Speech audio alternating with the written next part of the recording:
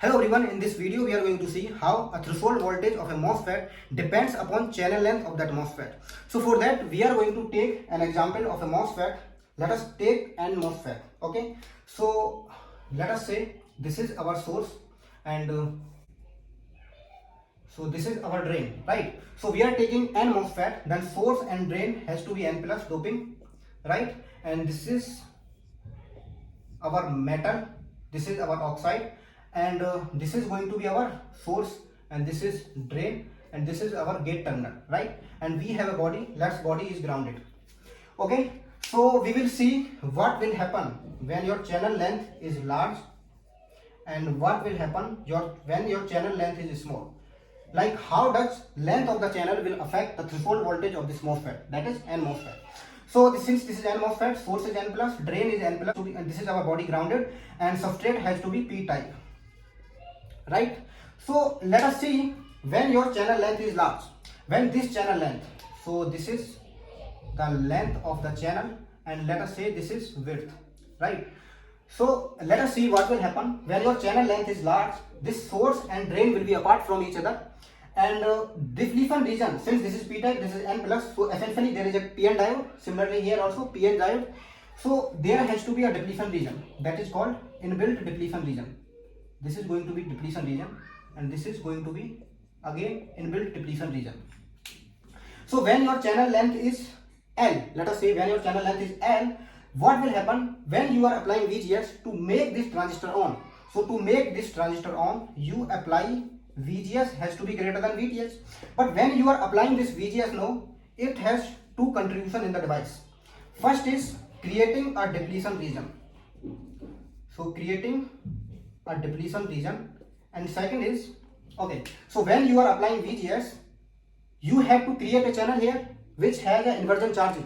Since it is an N MOSFET, then lot of electron has to be there beneath this oxide. Okay, so when you are applying VGS greater than VTS, there will be inversion charge, but before that there will be a creation of depletion region, and after that there will be inversion. So essentially VGS has two contributions. One is creating a depletion region before the inversion, and second is inversion. So when you are applying VGS, there will be a width of depletion region first. So when your channel length is small, depletion region, this X1 and X2 will also be there, and your total depletion region, let us call it D. So your total depletion region is D, and your inbuilt depletion region is X1 and X2 due to the source and drain. So when you are applying VGS, since first you have to create the depletion region of D length, since X1 and X2 is inbuilt depletion region which is already there, so you do not have to apply the voltage VGS to create the depletion region X1 and X2. The only voltage you have to apply for the depletion region D minus X1 plus X2. Please understand, total depletion region you need D, but X1 and X2 is inbuilt depletion region which is already there even if you do not apply any voltage VGS, because your task is first creating the depletion region and then inversion. So you are on the creation of depletion region stage now. After that there will be inversion, but at this stage you need voltage, and this stage you need more voltage. So at this stage the voltage VGS you need is lesser now, because you do not need to apply voltage for X1 and X2 part.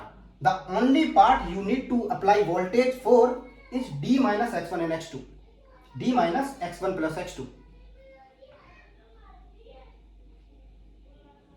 But what will happen if drain and source are far apart? Then what will happen? Let us say your source is this, your drain is this, and its depletion region is going to be this. This is its depletion region X1, and this is X2. But you need the depletion region, this one. This one was how much? This one was D. Now this X1 and X2 will not help you in creation this D length of depletion region. So now you need to apply more voltage. So VGS will be increased as compared to previous case to get the inversion. So if I draw the plot, so this is our V threshold voltage and this is my channel length. So when channel length is large, it means your source and drain are far apart. So you will be needing, let us say, voltage this much. VTH voltage you are needing to create the depletion region first and then inversion.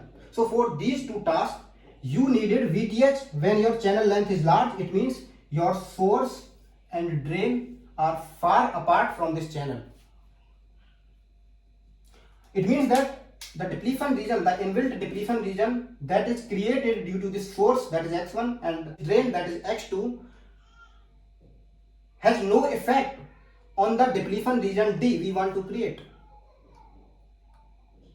So now when channel length is L, that is large, threshold voltage needed is VTH to create the depletion region first and the inversion. Now when you are making L small, let us say you are coming here, you are reducing the L, essentially you are bringing source and drain closer, then X1 and X2 will play the role which we have already discussed, that is D minus X1 plus X2 will be the effective depletion region you need to create with the help of this VGS. So effectively VGS will start reducing because now the voltage required to create the depletion region will be reduced due to X1 and X2 inbuilt depletion region of source and drain. So this is how we can plot threshold voltage versus channel length of this N MOSFET. Similarly, you can plot for P MOSFET also. I hope you got to learn something new from this video. If you found this video informative, then please like it. And if you are new to the channel, don't forget to subscribe it. Thank you.